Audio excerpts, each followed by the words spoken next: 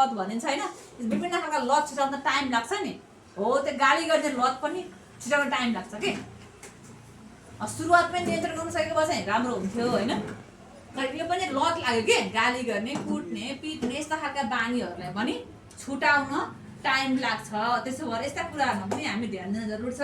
त्यसो भएर सकेसम्म चाहिँ समस्यालाई झाँगिन दिन भएन। आज कुट्छ, भोलि कुट्छ, पर्सि कुट्छ, अलिक धेरै कुट्यो भने जान्न भनेर बस्ने नि हामी।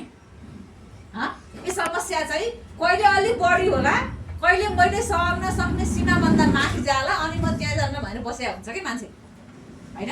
त्यसो भएर यस्ता समस्याहरूलाई अब हाम्रै समुदायमा घट्ने घटनाहरूलाई पनि हामीले चाहिँ नजरअन्दाज गरेर हुन्छौँ।